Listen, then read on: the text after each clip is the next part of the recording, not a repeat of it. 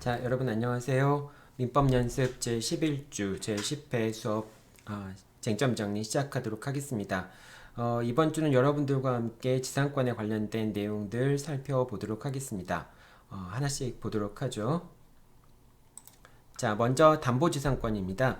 원래 지상권은 용익물권이잖아요. 지상권은 용익물권이지만 담보지상권 같은 경우에는 용익물권으로서가 아니라 이제 그 담보가치가 있는 담보가치를 보존하기 위해서 담보권이 설정되어 있는 토지에 대해서 설정되는 지상권을 담보지상권이라고 합니다. 즉 이제 제3자가 용익권을 이제 담보부동산의 용익권을 취득하거나 또는 담보가치를 하락시키는 침해행위를 했을 경우에 저당권자나 담보권자가 그 침해행위를 배제하기 위한 목적으로 설정되는 그런 지상권을 담보지상권이라고 얘기할 수 있습니다. 그래서 보통은 이제 은행이 토지의 저당권을 설정하면서 그 토지의 저당권을 설정하면서 그 지상에다가 건물을 짓지 못하도록 하기 위해서 또는 뭐 다른 이제 그 제3자가 방해를 했을 경우에 그 방해를 제거하기 위해서 지상권을 설정하는 경우도 있거든요. 그것을 이제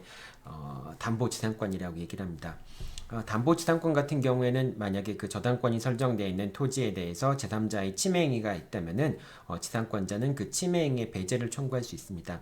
하지만은 담보지상권자 같은 경우에는 용익물권자이긴 하지만은 실질적으로 담보지상권을 사용 수익하는 자는 아니기 때문에 만약에 제3자의 침해행위가 있었을 경우에 그 제3자의 침해행위를 이유로 해서 그 임료 상당의 손해배상이나 또는 부당이득 반환 청구하는 것은 안 된다라고 하는 겁니다. 왜냐하면 그 담보지상권자가 직접적으로 그 지상권이 설정되어 있는 토지를 사용 수익하는 것은 아니기 때문에 그렇기 때문에 직접적으로 그 제3자의 침해행위에 대해서 사용 수익 못한 것을 이유로 해서 불법행위로 인한 손해배상을 청구하거나 이제 부당이득 반환 청구를 하는 것은 안 된다라고 하는 겁니다. 자, 다음에는 지상권의 처분입니다. 이제 지상권 같은 경우는 이제 토지에 대해서 지상권이 설정돼 있으면요, 이 지상권을 용익물권을 바탕으로 해서 건물에 대한 이제 건물이 있으면요, 건물에 대한 소유를 하게 되죠. 토지에 대한 이제 사용권을 확보를 해야 되는데 토지에 대한 사용권이라고 한다면은 토지 소유권이 가장 대표적인 토지에 대한 사용권이 되겠죠. 하지만은 이제 소유권이 아닌 지상권도 토지에 대한 그 사용권이 될 수가 있습니다. 이 지상권이 설정되어 있는데 이 지상권은 건물이라고 하는 건물 소유권에 대한 종된 권리라고 할 수 있습니다. 그러니까 지상권은 종된 권리고요. 그 다음에 이 소유권은 주된 권리라고 할 수 있습니다. 그래서 주물과 종물 이론이 그러니까 종된 물건은 주된 물건의 처분에 따른다 라고 하는 종물 이론이 이 경우도 주된 권리와 종된 권리에도 그대로 적용이 되죠. 따라서 주된 권리가 이전이 되면은 종된 권리도 따라서 가는 수반성이 있습니다. 그래서 건물의 소유권이 양도되면 지상권이라고 하는 종된 권리도 함께 양도가 된다라고 하는 겁니다. 이걸 이제 지상권의 수반성이라고 얘기를 하죠. 자, 근데 지상권의 수반성이긴 한데 두 가지를 좀 따라 이제 구분할 필요가 있죠.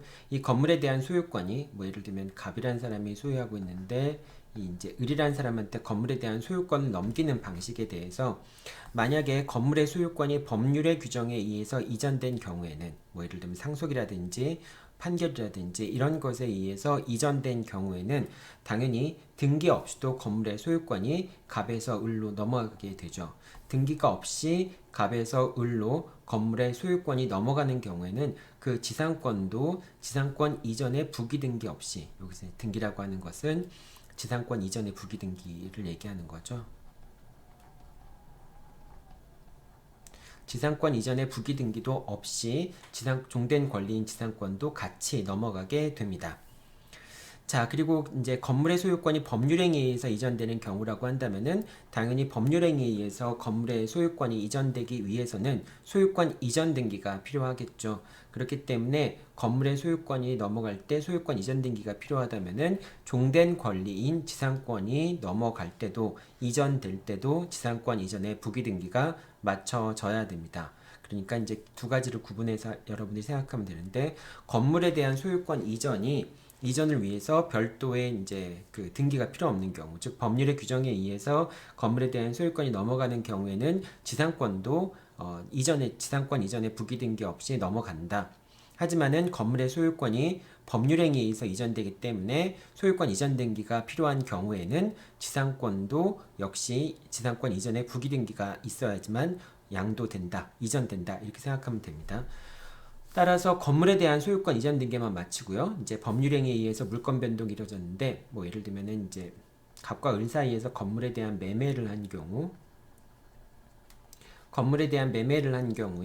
그럼 이제 건물에 대한 소유권을 넘기려면은 소유권 이전 등기를 해야 되겠죠. 자, 그런데 아직 지상권 이전에 부기 등기는 안 했을 경우에 을은 건물의 소유권은 취득하지만은 토지에 대해서는 역시 아직까지는 지상권 이전에 부기 등기가 없었으니까 토지에 대해서는 이제 권리를 취득하지 못하게 된 것이 되죠. 지상권을 취득하지 못한 것이 되죠. 자, 그러면 이제 토지 소유자가 이제 을을 상대로 해서 건물의 철거와 토지의 반환을 청구할 수 있겠는가라고 하는 부분이 문제가 되는데요. 을이라고 하는 사람은 아직 이제 건물의 소유권만 취득하고 지상권 이전의 부기 등기를 마치지 않은 자이긴 하지만은, 그렇다고 하더라도 갑이 이제 그 지상권을 취득한 거고요. 이제 그 건물과 이제 건물의 소유권이 이제 지상권이 붙어 있는 건물의 소유권을 넘겼을 때 그 지상권을 갖고 있는 사람이 이제 갑이 되는 거잖아요. 근데 그 갑은 을한테 이제 건물을 매도할 때는 지상권도 함께 양도해야 될 의무를 부담하고 있는 것이죠. 우리가 매매 목적물에 대해서 주된 물건이 매매 목적물일 때는 당사자 간에 별도의 특약이 없으면은 종된 물건도 매매 계약의 내용에 포함이 되잖아요. 마찬가지로 갑이 을한테 건물을 매도하기로 했을 때 건물 소유권을 이전해 줘야 될 의무뿐만 아니라 지상권도 함께 이전해 줘야 될 의무를 부담하게 되는 거죠. 따라서 이런 경우에 갑은 을한테 지상권 이전해 줘야 될 의무가 있는 사람이고, 을은 지상권을 취득할 지위에 있는 사람이죠. 따라서 이런 경우라 한다면은 지상권을 취득할 지위에 있는 을을 상대로 해서 건물의 철거, 토지 사용권을 아직 확보하지 못했다는 이유로 건물의 철거를 청구하는 건 안 된다라고 하는 점도 같이 기억해 둬야 되겠죠. 특히 이제 이 지상권 자체가 지상권 설정 등기가 안 돼 있는 경우들도 있겠죠. 설정 등기가 돼 있지 않은 경우들도 있을 수 있습니다. 그 경우도 똑같은 법리에 따라서 처리가 된다라고 하는 거 잘 기억해 두기 바랍니다. 자, 그 다음에 지상권의 종료인데요. 이제 지상권이 종료했을 경우에 임차인은 이제 지상물 매수청권 행사할 수 있다 되어 있는데, 여기 이제 지상권자가 되겠죠. 여기 임차인이 아니라 지상권자가 되겠죠. 지상권자, 이제 지상권 설정자가 될 테고요.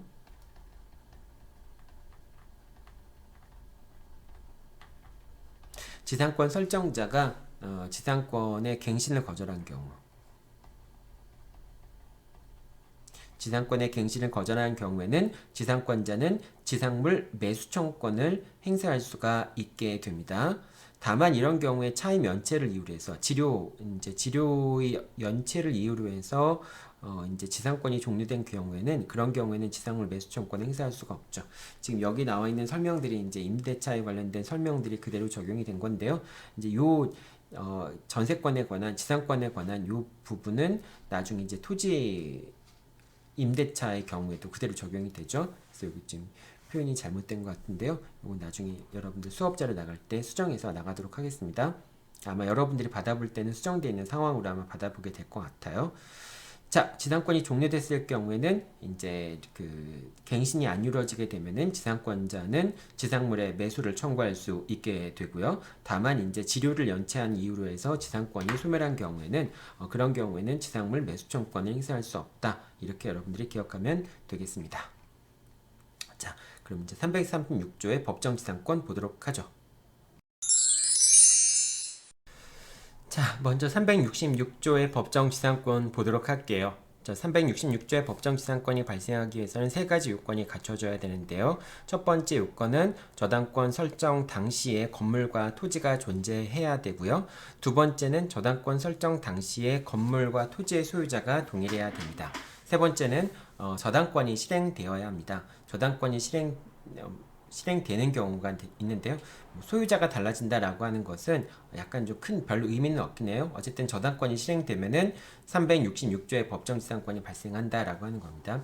소유자가 달라진다라고 하는 게 왜 의미가 없냐라고 얘기했냐면은 이제 366조의 법정지상권이 발생하기 위해서는 저당권 설정 당시에 건물과 토지 소유자가 동일해야 되는데 저당권 설정 당시에 건물과 토지 소유자가 동일하면 되고요. 그 이후에는 저당권이 설정된 토지나 건물의 소유자가 다 바뀌어도 변동이 되어도 상관이 없기 때문에 그렇습니다. 그러니까 건물과 토지가 둘 다 갑의 소유인 경우에는 이런 경우에는 나중에 비록 이제 건물이 을한테 넘어갔다라고 할지라도 즉 저당권이 실행되는 시점에서는 건물과 토지 소유자가 달라지더라도 그래도 366조의 법정지상권이 성립하는 데는 전혀 문제가 없게 됩니다. 자, 그래서 이제 저당권의 실행이 되면은 법정지상권이 발생한다는 뜻이고요. 자, 그 다음에 이제 366조의 법정지상권이 이제 성립하기 위해서는 저당권이 설정될 당시에 건물이 존재해야 된다라고 얘기를 하는 거죠. 따라서 토지의 저당권이 설정되는 경우에는 저당권 설정 시점에 건물이 존재해야지만 366조의 법정지상권이 발생을 할 수가 있게 되죠. 자, 그런데 이제 건물이 미완공됐더라도 건물이 건축 중이라고 하더라도 건물의 규모와 종류를 외형상 예상할 수 있는 경우라고 한다면은 366조의 법정지상권이 성립하게 됩니다. 그래서 이제 건물로서 완공되지 않는다고 하더라도 법정지상권이 성립될 수 있다라고 하는 겁니다. 그러니까 건물의 규모와 종류를 외형상 예견할 수 있는 경우에는 비록 건물이 완공되지 않았다고 저당권 설정 당시에 건물이 완공되지 않았다고 하더라도 그렇더라도 이제 366조의 지상권이 발생할 수 있게 됩니다. 그 다음에 이제 그 법정 지상권이 발생하기 위해서 건물을 위해서 지상권이 발생하는데요. 그 지상권이 무허가 건물이거나 미등기 건물인 경우에도 법정 지상권이 발생하는데 전혀 문제가 되지 않습니다. 즉 토지의 저당권이 설정돼 있는데 그 토지의 저당권이 설정된 시점에서 건물이 있는데 이 건물이 무허가 건축물이거나 또는 이제 미등기 건물이라고 할지라도 법정 지상권이 성립하는 데는 전혀 이제 문제가 안 된다라고 하는 것이죠. 자, 그 다음에 이제 건물이 저당권이 설정될 당시에 건물과 토지 소유자가 동일하면 되고요. 그 이후에 건물이 재건축되더라도 그러니까 지상 건물이 철거되고 새롭게 건물이 건축되다 할지라도 법정 지상권이 발생하는 데는 영향을 미치지 않습니다. 따라서 건물이 재건축한 경우에도 법정 지상권이 성립합니다. 다만 이제 그 지상권의 내용은 기존 건물을 기준으로 해서 지상권이 인정된다라고 생각하면 됩니다. 다만 이제 건물이 재건축된 경우에도 366조의 법정 지상권이 발생하는데 전혀 문제는 없지만은 건물과 토지에 공동 저당권이 설정된 경우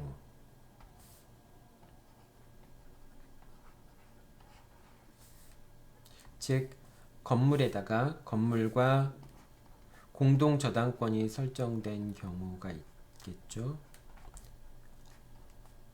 건물과 토지에 동동 저당권이 설정된 경우, 자 이런 경우라면은 이제 법정 지상권이라고 하는 권리는 어디에 법정 지상권이라고 하는 권리는 건물의 가치를 높여주고 토지의 가치를 낮게 만드는 그런 역할을 하죠. 왜냐하면 지상권이라고 하는 것은 토지를 사용할 수 있는 용익권이기 때문에 그 건물에 만약에 법정 지상권이 붙어 있다면 건물의 가치는 올라갈 수밖에 없겠죠. 지상권이 붙어 있지 않은 경우와 비교해 본다면은 그런데 이제 법정 지상권이라고 하는 것은 용익 물권이기 때문에 토지에 만약에 법정 지상권이 설정되어 있다라고 한다면은 토지의 가치가 하락할 수밖에 없죠. 자, 그래서 이제 법정 지상권이라고 하는 건 토지에 늘 부담이 될 수밖에 없는데요. 그런데 건물과 토지의 공동 저당권을 설정해 준 경우에는 나중에 이제 법정 지상권이 발생하더라도 토지의 담보 가치는 하락하지만은 건물의 담보 가치는 올라가게 되잖아요. 이제 그런 걸 목적으로 해서 이제 공동 저당권을 설정해 놓는 경우들이 있습니다. 자, 그런데 공동 저당권이 설정돼 있는 경우에 만약에 이 경우에 그 건물에 대한 저당권이 말소가 된 다음에 다시 또 건물에 똑같은 순위의 저당권을 설정해 주면은 그러면은 법정 지상권이 설정되는데 전혀 문제가 없는데, 그런데 일단은 기존의 건물이 철거되는 바람에 거기 설정돼 있던 공동 저당권이 말소가 될 거 아니에요. 그리고 나서 다시 세워진 신축 건물의 등기부가 만들어질 텐데요. 등기부가 이제 작성이 될 텐데 그 등기부에 기존의 저당권과 동일한 순위와 효력의 저당권이 다시 공동 저당권이 설정되는 경우가 아니라고 한다면은 그 경우에는 건물을 위한 법정 지상권이 발생하지 않는다라고 얘기하는 겁니다.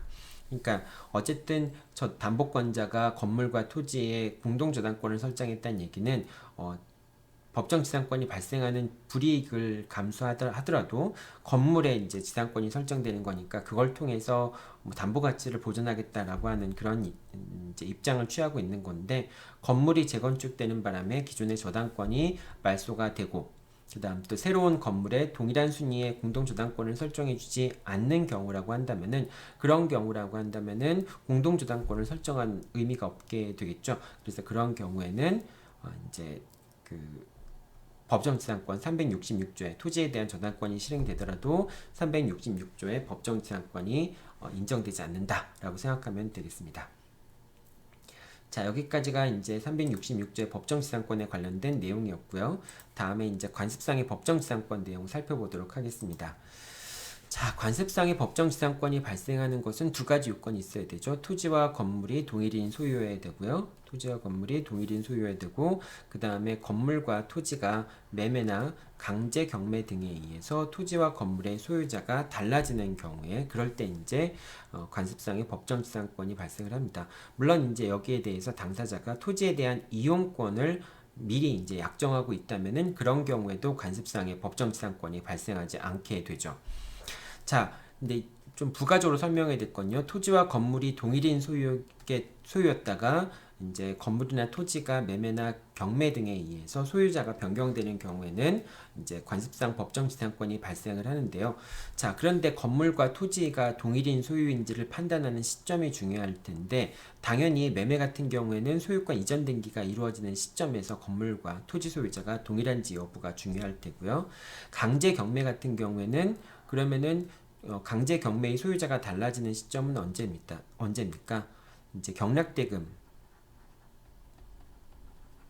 지금은 이제 경락대금이라는 표현을 쓰지 않고 매각대금이라는 말을 쓰죠. 매각대금이 완납되었을 때, 그럴 때 비로소 경락인이 이제 매수인이 소유권을 취득하게 되잖아요. 그래서 이제 그 소유자가 달라지는 시점은 매각대금이 완납된 시점인데, 그 시점을 기준으로 건물과 토지 소유자가 동일한지 여부를 판단하는 게 아니라요. 경매의 경우에는 압류된 시점 또는 가압류된 시점. 왜냐하면 압류라고 하는 거는 이제 경매 개시 결정에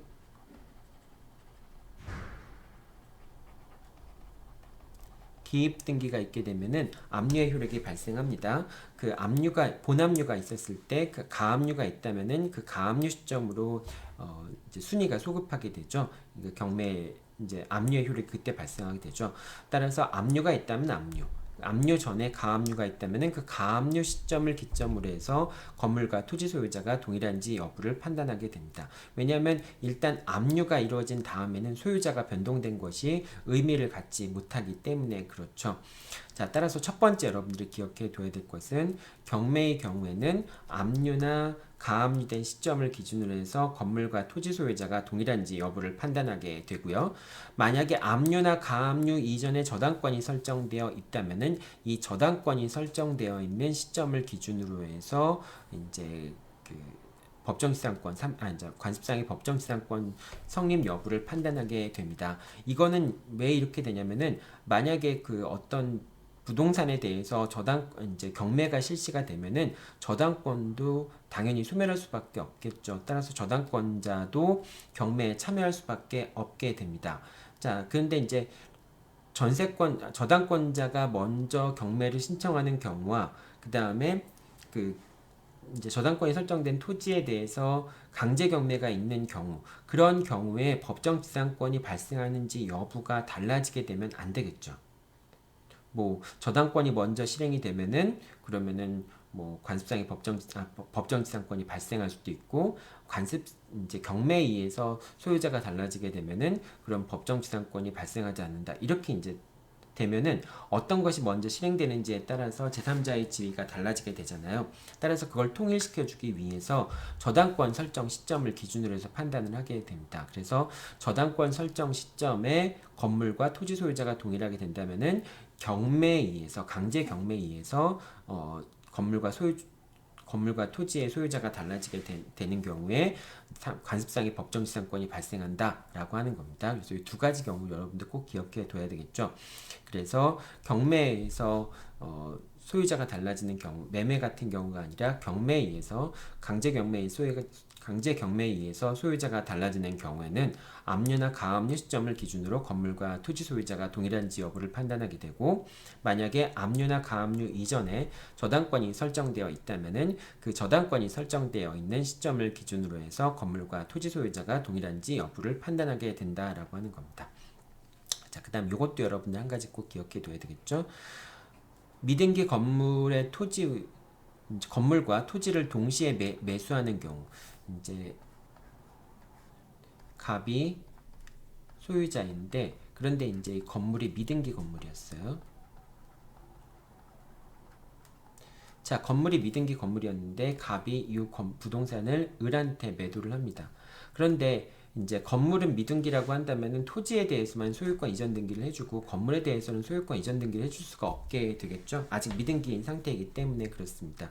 그러면은 이제 갑이 이 건물을 원수 취득했다라고 한다면은, 그러면은 갑이 건물과 토지를 을한테 동시에 매매했는데 토지에 대해서만 소유권 이전 등기를 해주니까 건물에 대한 소유권은 갑한테 남아있고 갑 소유가 되고, 토지는 을 소유가 되는 거죠. 자, 그러니까 어쨌든 외형적으로 본다면은 매매에 의해서 건물과 토지 소유자가 달라진 것처럼 보이게 되고요.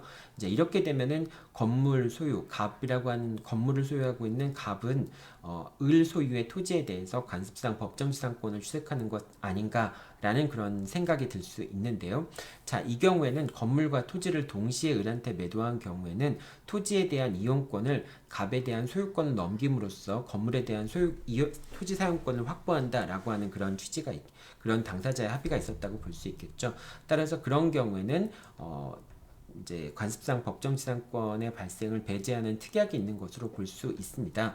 자, 그렇기 때문에 토지만에 대해서 소유권 이전 등기가 맞춰진 경우에는 형식상으로는 건물의 소유권은 갑한테 남아있고 토지의 소유권은 을한테 넘어갔다라고 할지라도 이 경우에는 건물 소유자가 토지에 대해서 관습상의 법정지상권을 취득할 수 없게 됩니다. 그래서 요 부분 이것도 같이 여러분들 기억해야 되겠죠? 자, 여기까지 366조와 이제 관습상의 법정지상권에 대해서 살펴보았습니다. 다음번에는 이제 공유와 법정지상권, 그 다음에 사행위와 법정지상권에 대해서 살펴보도록 하겠습니다. 자, 공동소유와 법정지상권 부분인데요. 이제 두 가지 경우를 나눠 생각해 봐야 되겠죠. 갑과 을이 토지를 공유하고 있는데 갑이 건물을 단독으로 소유하고 있는 경우가 있을 수 있고요. 갑이 토지를 단독으로 소유하고 있는데 갑과 을이 건물을 공유하고 있는 그런 경우가 있을 수 있습니다. 먼저 토지의 단독 소유자가 건물 공유자인 경우, 이 두 번째 경우를 얘기하는 거죠. 이 경우에는 건물이나 토지가 처분되면은 이제 건물의 소유자, 토지 소유자가 제3자한테 넘어가면은 갑과 을이라는 토지의 공유자는 토지에 대해서 관습상의 법정지상권을 또는 뭐 366조의 법정지상권을 취득하게 됩니다. 그래서 갑과 을은 이제 토지에 대한 지상권을 공유하게 됩니다. 자, 그런데 건물의 단독 소유자가 토지의 공유자인 경우, 이제 건물의 단독 소유자가 토지의 공유자인 경우, 즉 토지의 공유자 중에 한 명이 건물의 단독 소유자인 경우, 이 경우에는 건물이나 토지가 처분되더라도 법정 지상권이 발생하지 않게 됩니다. 만약 이 경우에 갑이 토지에 대해서 법정 지상권을 취득하게 되면은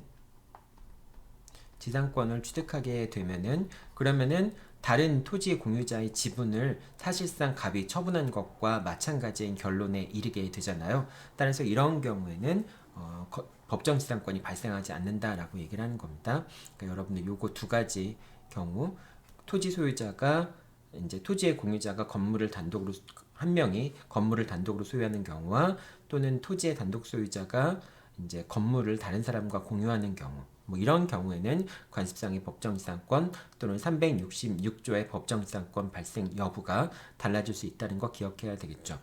다만 이제 구분소유적 공유 같은 경우에는 이제 사실상 공유긴 하지만은 내부적인 관계에 있어서는 이거는 이제 상호 명의신탁이라고 얘기를 하죠. 그러니까 이 경우를 얘기하는 겁니다. 이 경우처럼 이제 토지를 갑과 을이 공유하고 있는데 그런데 이제 각자 나눠서 공유하고 있을 거 아니에요. 토지를 갑과 을이 공유하고 있지만은 사실상 이 부분은 갑이 공유하고 이 부분은 을이 이제 소유하는 그런 형태가 구분 소유적 공유 관계 있을 거 아니에요. 자, 그런 경우에 이제 토지 소유자의 갑이 자기가 소유하는 토지 부분에 대해서 건물을 소유하고 있는 경우에 이런 경우에는 외형적으로만 본다면은 갑과 을이 토지를 공유하고 그 토지 공유자 중에 한 명이 건물을 단독으로 소유하는 경우 이제 이런 경우 두 번째 경우에 해당하는 것처럼 보일 수 있잖아요. 자, 그러면은 이 토지가 처분이 되거나 건물이 처분이 됐을 때 건물 소유자가 토지에 대해서 지상권을 취득하느냐 이제 법정 지상권을 취득하느냐 여부가 문제가 될 수 있는데 아까 두 번째 경우에 따르면은 안 된다라고 얘기를 했잖아요. 근데 이 경우는 이제 그 구분 소유적 공유 관계에 있는 경우에는 각자의 소유 부분을 갑과 을이 토지를 공유하고 있는 것처럼 보이지만은 각각이 점유하고 있는 부분을 단독으로 소유하는 것과 마찬가지이기 때문에 이거는 비록 외형상으로는 갑과 을이 공유하는 것처럼 보이지만은 그 건물이 처분됐을 경우에 또는 토지가 처분됐을 경우에 그런 경우에는 건물 소유자는 토지에 대해서 갑이 소유하고 있는 이 토지 부분에 대해서 지상권을 취득하게 된다라고 하는 겁니다. 그래서 왜 대외적으로는 공유관계에 있는 것처럼 보이지만은 구분 소유적 공유관계에 있는 경우에는 건물과 토지가 소유자가 달라지더라도 법정지상권이 성립된다라고 하는 부분을 꼭 기억해 두어야 되겠죠. 자, 그 다음에 이제 사행의 취소와 법정지상권인데요. 사행이 취소된 경우 이제 이런 경우가 있습니다. 갑이 이제 을에게 건물과 토지를 매도를 했어요. 건물과 X 토지와 Y 건물을 이제 을한테 매도했습니다. 그래서 X 토지와 Y 건물을 을한테 매도했는데 그런데 이제 이 갑의 소유였다가 이제 을의 소유가 된 것이었죠. 자, 그런데 갑의 채권자가 갑과 을 사이에 매매 계약을 사행위로 취소를 하는데 둘 다 취소하면 좋겠지만은 하나만 취소한 겁니다. 즉 Y에 대한 예를 들면 Y에 대한 매매 계약만 취소를 해요. 그럼 Y에 대한 매매 계약이 취소가 되면요. 원래는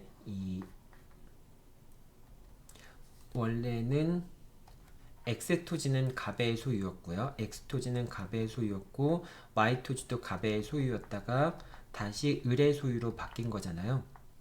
근데 여기에 대해서 이제 그 을 소유의 건물에 대해서만 사행이 취소가 되고 건물에 대해 소유권 이전 등기가 취소가 돼서 을 명의가 지워지고 다시 또 갑의 명의로 되는 겁니다. 그러니까 이렇게 되죠. 자, 그럼 갑이 다시 이제 Y 건물의 소유권이 다시 갑으로 복귀되면서 그러면은 갑의 채권자들은 그 Y 건물에 대해서 경매를 신청할 수 있게 되죠. 그래서 이게 경매 절차에 넘어가는 바람에 다시 이 그 건물의 소유권이 병한테 넘어갔다라고 했을 때 그럼 이제 토지 소유자인 갑은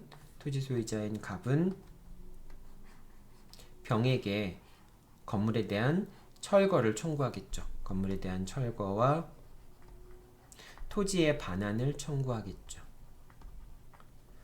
토지의 반환을 청구하게 될 텐데요. 자, 그럴 때 병이 법정지상권에 항변을 할 수 있겠는가? 라고 하는 그런 점을 묻는 겁니다. 자, 이런 경우에 그 사행이라고 하는 사행의 취소의 효력은 상대적 효력을 가지고 있죠. 그래서 상대적 효력이 있기 때문에 사행위로 인해서 취소가 된다 할지라도 매도인과 매수인 사이에 소유권의 변동이 영향을 받지 않죠. 채권자와 수익자 사이의 관계에서만 그게 상대적으로 이제 그 Y 건물의 소유권이 넘어간 것이 취소가 될 뿐이고요. 원칙적으로 갑과 을 사이에서는 여전히 X 토지와 Y 건물은 을의 소유가 됩니다. 결과적으로 지금 여기서 사행의 취소에 의해서 을 명의의 등기가 지워졌다라고 할지라도 여전히 이 경우에 X 토지와 Y 건물은 을의 소유에 해당한다라고 하는 겁니다. 따라서 을 소유, 동일인의 소유인 상태에서 강제 경매에 의해서 병이 소유권을 취득했다라고 한다면은 병은 토지에 대해서 강제 경매에서 취득하는 거니까 관습상의 법정 지상권을 취득하게 되겠죠. 따라서 병은 갑에게 X 토지에 대해서 관습상의 법정 지상권을 취득하였다는 항변을 할 수 있게 됩니다. 자, 이런 경우와 같이 이제 사행이 취소가 된 경우에 건물과 토지 소유자가 달라진 것처럼 사행이 취소에 의해서 다시 이제 건물에 대해서만 또는 토지에 대해서만 소유권 이전 등기가 말소되는 바람에 그 다음에 건물과 토지 소유자가 다른 것처럼 보이지만은 사행이 취소라고 하는 것은 상대적인 효력만 있기 때문에 그래서 이제 그 비록 건물에 대한 소유권 이전 등기가 사행이 취소에 의해서 말소되었다고 할지라도 건물과 토지는 동일한 수익자의 소유라고 볼 수 있고요. 따라서 이제 사행이 취소의 목적물에 대해서 등기가 말소되고 다시 강제 경매가 이루어져서 사행이 취소 채권자들한테 뭐 책임 재산으로서 배당이 이루어졌다라고 하더라도 결과적으로는 수익자의 명의로 둘 다 건물과 토지가 수익자의 명의로 되었기 때문에 건물과 토지가 동일한 소유자에게 속했다가 강제 경매에 의해서 이제 경락인이 소유권을 취득한 것처럼 취급이 되어서 그래서 관습상의 법정지상권이 발생한다라고 하는 그런 설명인 겁니다. 이거는 이제 결과적으로 이제 사행이 취소의 상대적인 효력 때문에 그렇게 되는 것이죠. 그래서 여러분 이것도 잘 기억해 뒀으면 좋겠습니다. 판례들 한번 쭉 보도록 하죠. 자, 판례들 한번 첫 번째 판결인데요. 이제 경매에 의한 이제 소유권 취득과 건물을 위한 법정 지상권 문제입니다. 자, 경매에 의해서 소유권이 이전이 되면은 당연히 이제 그 등기 없이도 소유권을 취득하게 되죠. 따라서 그 경우에는 이제 법정 지상권도 종된 권리로서 이제 건물의 매수인한테 이전이 되는데 그 경우에 별도로 이전에 부기등기 없이도 당연히 넘어간다라고 하는 그런 내용입니다. 자, 두 번째 문제는 한번 사례를 그려보면서 설명을 할게요. 이제 지상권의 취득에 관련된 건데 갑은 X 토지와 그 위에 Y 건물이 있고요. 이제 갑이 소유하고 있는 거죠. 그런데 Y 건물은 미등기였습니다. 이제 미등기였고요. 자, 그런데 이 상황에서 이제 저당권을 설정해 준 거고요. 토지에 대해서 저당권을 설정해 준 것이고요. 그 후에 갑은 병에게 X토지와 Y 건물을 매도하였습니다. 그리고 나서 이제 갑은 건물과 매도를 하였는데요. 그런데 이제 건물이 아직 미등기였기 때문에 소유권 이전 등기를 하지 못한 거였죠. 그러니까 형식상으로는 둘 다 건물과 토지를 매도했지만은 건물은 여전히 갑의 소유에 남아 있고 토지 소유만 병한테 넘어간 상태가 되는 거죠. 이 저당권이 설정될 시점에서는 건물과 토지 소유자가 동일인이었죠. 갑이 이제 건물과 토지 소유자였고 그 다음에 병한테 넘어갔고요. 자, 그 다음에 이제 병은 소유권 이전 등기를 마쳤지만 Y 건물은 미등기였기 때문에 소유권 이전 등기를 마치지 못했고요. 자, 그 다음에 X토지에 대한 근저당권이 실행되어서 X토지에 대한 근저당권이 병한테 넘어간 다음에 근저당권이 실행되어서 정한테 소유권이 넘어가게 됩니다. 정이 X토지의 소유권을 취득한 후에 갑은 Y 건물에 대해서 소유권 보존 등기를 마치고요. 그 다음에 이제 정은 다시 병한테 건물에 대한 소유권 이전 등기를 맞춰주게 됩니다. 자, 이때 정은 병을 상대로 해서 건물의 철거와 토지의 반환을 철거할 수 있겠는가? 라고 하는 부분이 문제가 되는데요. 자, 일단은 이제 그러면 병이 할 수 있는 항변은 법정지상권이나 이제 366조의 법정지상권이나 또는 관습상의 법정지상권이 발생하는지 여부를 검토해 볼 수 있겠죠. 첫 번째 이제 관습상의 법정지상권이 발생하는지, 관습상 법정지상권이 발생하는지 한번 봅시다. 관습상 법정지상권이 발생하려면은 건물과 토지가 동일인 소유였다가 건물만이 소유자가 달라지게 되는 경우에 관습상 법정지상권이 발생하는데, 지금 여기서는 건물과 토지 소유자가 동일인 상태여서 토지에 대해서만 병이 소유권을 취득하는 그런 상황이 있었죠. 그러니까 이 경우에 이제 그 토지 소유권이 병한테 넘어갔을 때 갑이 건물의 소유를 위해서 토지에 대해서 관습상의 법정지상권을 취득하는가 여부가 문제가 될 수도 있는데요. 근데 이 경우에는 지금 병은 원래 건물과 토지를 동시에 매수하려고 생각하고 있었죠. 다만 건물이 미등기였기 때문에 당장은 소유권 이전 등기를 하지 못한 상황이었죠. 자, 이렇게 건물과 토지를 동시에 매수하였지만은 건물이 미등기였기 때문에 건물에 대해서 소유권 이전 등기가 이루어지지 못한 경우에는, 그런 경우에는 토지에 대한 사용권을 확보한 경우, 그러니까 이제 관습상의 법정지상권이 발생하지 않는다라고 하는 합의가 있었던 경우로 볼 수 있기 때문에 이 경우에는 갑은 X 토지에 대해서 관습상의 법정지상권을 취득하지 못하게 됩니다. 그리고 그 이후에는 건물과 토지가 동일인 소유였다가 경매나 매매에 의해서 소유자가 바뀐 그런 사례들이 없죠. 따라서 관습상의 법정지상권이 발생할 여지는 없게 되고요. 두 번째는 366조의 법정지상권이 발생할 수 있는지 한번 봅시다. 자, 저당권이 설정될 시점에 건물과 토지는 모두 다 갑의 소유였죠. 그리고 366조의 법정지상권은 건물이 미등기이더라도 상관없이 발생을 하게 되죠. 따라서 366조의 법정지상권이 발생할 수 있는 요건은 갖추어졌습니다. 자, 그래서 저당권이 실행되어서 결국 이제 병한테 넘어갔을 때, 이때는 이제 관습상의 법정지상권이 발생하는 건 아니고, 저당권이 실행되어서 정의 소유권을 취득하는 순간에 갑은 정에 대해서 Y 건물을 위한 법정지상권을 취득하게 됩니다. Y 건물을 위한 법정지상권을 취득하게 되는데요.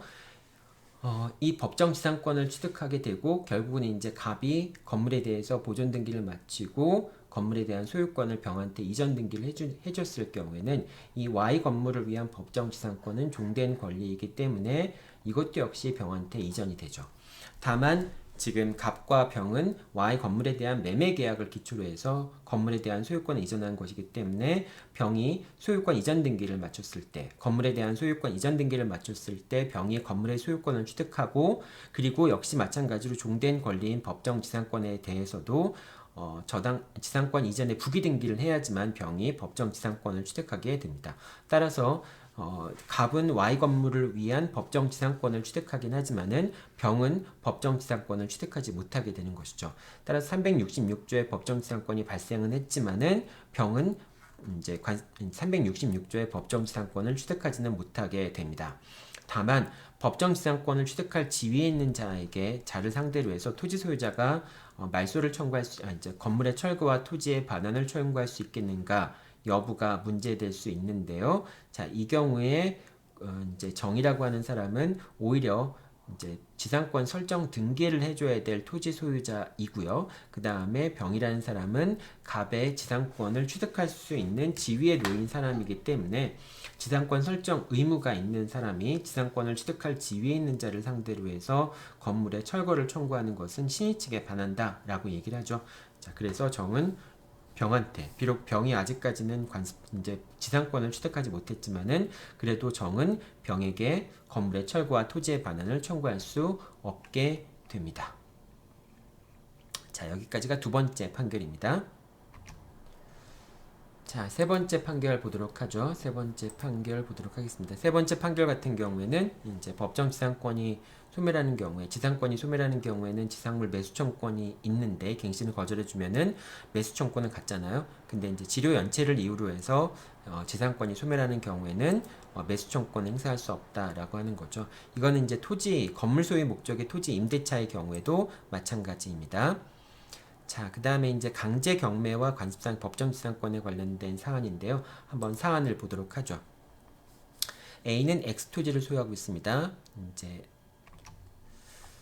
자, X 토지가 있고요. X 토지가 있고 그 위에 Y 건물이 있습니다. 그런데 X 토지는 A 소유였고요. 그 다음에 건물은 B 소유였습니다. 자, 이렇게 된 상황에서 Y 건물 이제 B가 Y 건물을 건축했으니까요. 이제 X 토지와 Y 건물이 이렇게 돼 있는데요. B의 소유였습니다. 네, 보존 등기를 했고요. 근데 B의 채권자인 C는 건물을 가압류했습니다. 건물을 가압류했고요. 그래서 경매 절차가 나중에 이제 본압류로 바뀌고 경매 절차가 진행이 된 거였죠.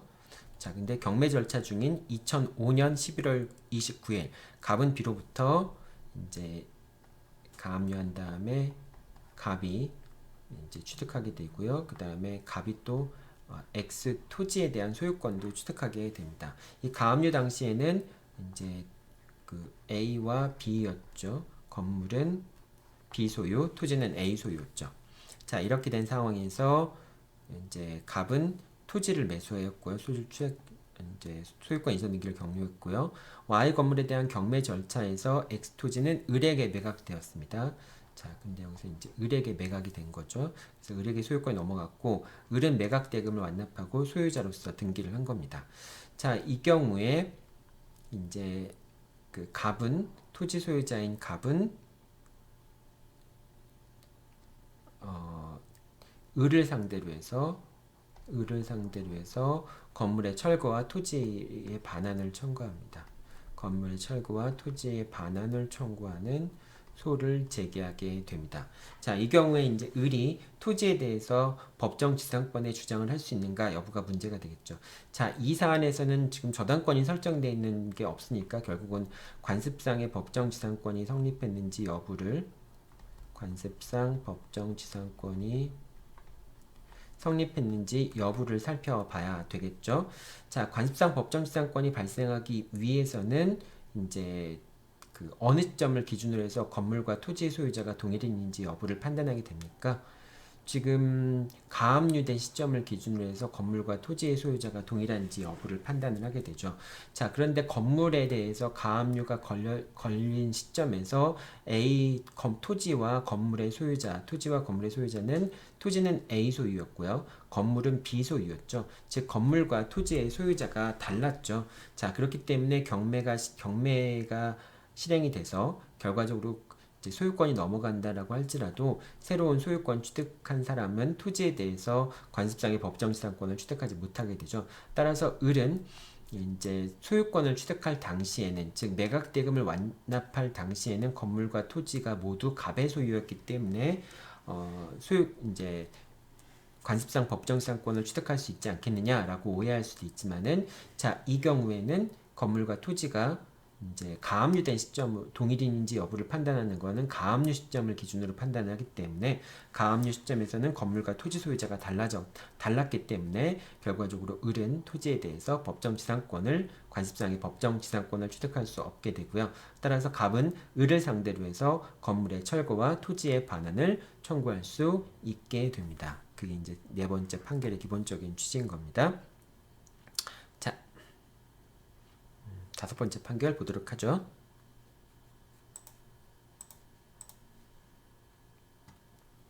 내용들은 여러분들 한번 쭉 읽어보면 될 것 같아요. 그래서 중요한 거는 매각대금 완납시가 중요한 것이 아니라 어느 시점이 중요한 거라고 했어요. 이제 강제 경매 개시 결정의 기입 등기가 이루어진 시점, 압류의 효력이 발생한 시점, 이 시점을 기준으로 해서 판단을 한다. 그리고 그 전에 이제 가압류가 있다면은 가압류 시점을 기준으로 해서 결정을 한다라고 이제 여러분들이 보면 되겠죠. 자, 그 다음에 이제 마지막 판결인데요. 이제 강제 경매와 간섭상의 법정지상권입니다. 자, 아까 방금 전에 봤던 판결에서는, 네 번째 판결에서는 이제 압류가 있었다면은, 또 그 전에 가압류가 있었다면은 가압류된 시점이나 압류 시점을 기준으로 해서 건물 소유자와 토지 소유자가 동일한지 여부를 판단해서 관습상의 법정지상권이 발생하는지 여부를 판단한다라고 했는데요. 그런데 만약에 그 압류나 그 가압류 이전에 저당권이 설정되어 있을 경우에는 그 저당권 설정 시점에 건물 소유자와 토지 소유자가 동일한지 여부를 기준으로 해서 관습상의 법정지상권 성립 여부를 판단한다라고 하는 그런 판결인 겁니다. 왜냐하면 그 아까도 얘기했지만은 이제 강제 경매에 의해서 이제 그 관습상의 법정지상권이 발생하는지 여부를 판단하기 위해서는 압류와 가압류 시점을 기준으로 판단해야 되는데, 만약에 저당권이 그 전에 설정돼 있다면은 저당권이 실행되어서 임의 경매가 진행되느냐 또는 그 부동산에 대해서 강제 경매가 진행되느냐에 따라서 이제 법정지상권 발생 여부가 달라지게 되면은 어느 절차에 따른 경매가 이루어졌느냐에 따라서 그 제3자의 이해관계가 달라질 수밖에 없잖아요. 그래서 그걸 통일시켜주기 위해서 이제 저당권이 실행된 경우에 366조의 법정지상권이 발생하는 것이나 또는 강제경매에 의해서 이제 강제경매가 절차가 진행되는 경우에 그 경우에 이제 관습상의 법정지상권이 발생하는 경우나 같은 지상권이니까요. 그것이 이제 법률상 발생되는 366조에서 발생되는 지상권이냐 아니면 관습이라고 하는 관습법에 의해서 발생하는 지상권이냐 그런 차이만 있을 뿐인 거죠.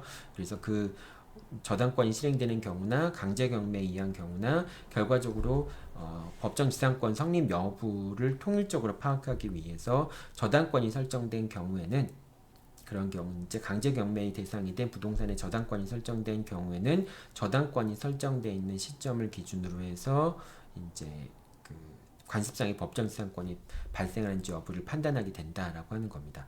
따라서 이제 경매의 경우에 그렇게 한정하는 거니까 만약에 매매에 의해서 건물과 토지 소유자가 달라진다라고 하는 것은 매매에 의해서 소유권이 변동되는 시점, 그 시점을 기준으로 해서 이제 건물 소유자, 토지 소유자가 동일한지 여부를 판단하면 되고요. 그때는 저당권 설정 시점을 고려할 필요가 없게 되겠죠. 그래서 두 가지 경우를 구분해서 강제 경매의 경우에 한정해서 하는 설명이라고 하는 겁니다. 그래서 다섯 번째는 이제 저당권이 설정된 시점을 기준으로 해서 이제 그 관습상의 법정지상권 판단 성립 여부를 판단한다라고 하는 그런 판결의 내용입니다. 자, 여기까지가 지상권에 관련된 내용인데요. 이 지상권, 법정지상권, 관습상의 법정지상권과 366조의 법정지상권이 사실 문제에 나오게 되면 상당히 복잡합니다. 그리고 이제 우리가 책에서 여러 가지 설명들이 있긴 있지만은 이 관습상의 법정지상권이나 366조의 법정지상권에 관련돼서는 복잡한 문제들이 더 많이 밑에 깔려 있습니다.